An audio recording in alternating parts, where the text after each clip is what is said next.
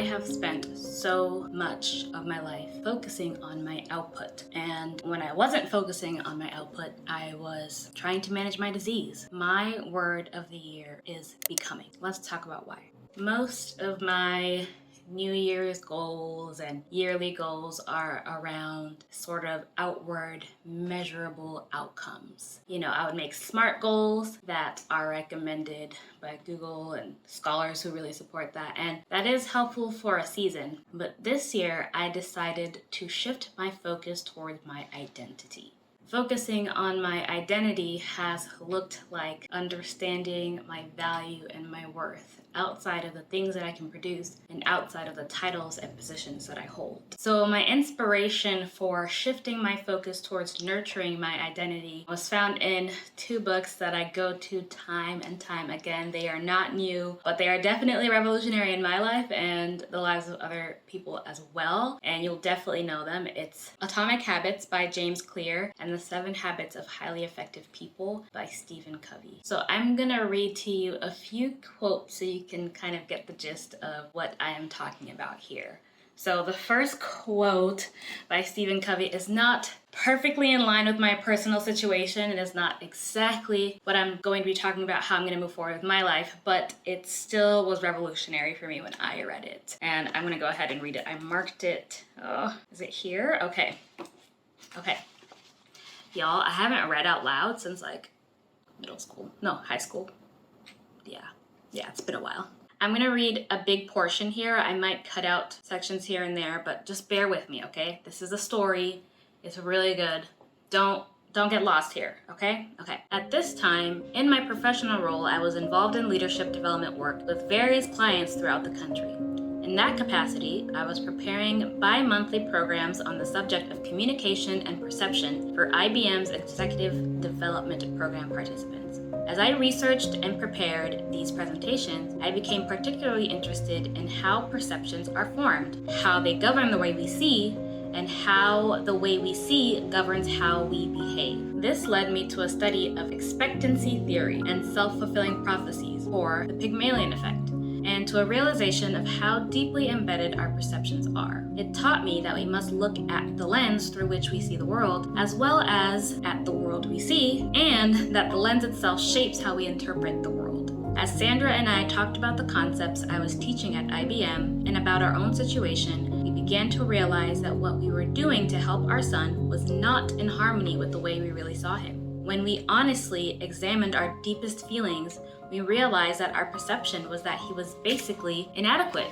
somehow behind. No matter how much we worked on our attitude and behavior, our efforts were ineffective because despite our actions and our words, what we really communicated to him was, "You aren't capable, you have to be protected." We began to realize that if we wanted to change the situation, we first had to change ourselves. And to change ourselves effectively, we had to first change our perceptions. I love this because it talks about how our perceptions can skew how we do things. So anywho, I love this quote so much. And I don't have the hard copy of Atomic Habits, but I do remember the specific story where the author is explaining, talking about the situation of a woman he knows. I don't know if she's a client or a coworker or a mentor. He knows this person and she's on a weight loss journey. And she asks herself, what would an athlete eat for a meal? What would an athlete do for exercise? And instead of thinking about, okay, I want to lose weight, so therefore I want to do this, this, and this, she flipped the story. So it's like, okay, if I were an athlete, I would eat this because that's what athletes do. If I were an athlete, I would do this because that's what athletes do. And I thought that was really revolutionary too, because in my mind, you can't be an athlete until you start doing something. But what's the definition of athlete? Do I have to start doing the thing in order to call myself one, or can I call myself one and that can lead me to start doing the thing? And one of my favorite quotes from James Clear is, "Your habits shape your identity, and your identity shapes your habits." Simple.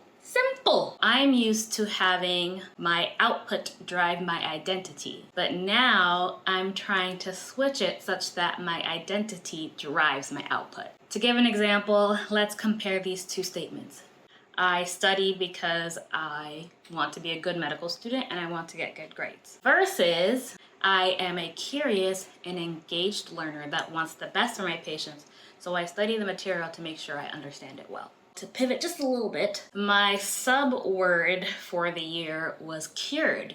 And so it was like becoming myself, but also becoming cured. For those of you who don't know, I was born with a debilitating genetic disorder called sickle cell disease. And this January, I was able to undergo a stem cell transplant, and now I'm cured, which just like blows my mind. Technically, it's not official until I'm done with the whole post-transplant process, but I'm going with it that I, at the very least, don't have sickle cell right now. So y'all, okay, I'm done. So the transplant process and recovery journey has been my main priority this year and will continue to be my focus for the rest of this year. However, I have many other words that describe my identity and also describe the person that I want to grow into. So I want to give myself some time to be able to do that.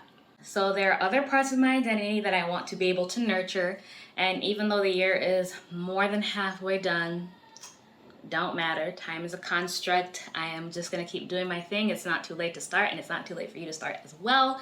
So that's how I am approaching this. A lot of the other focuses that I had in mind were focusing on character traits like being content, being confident, being consistent, being obedient to the word of God, being peaceful, being healed.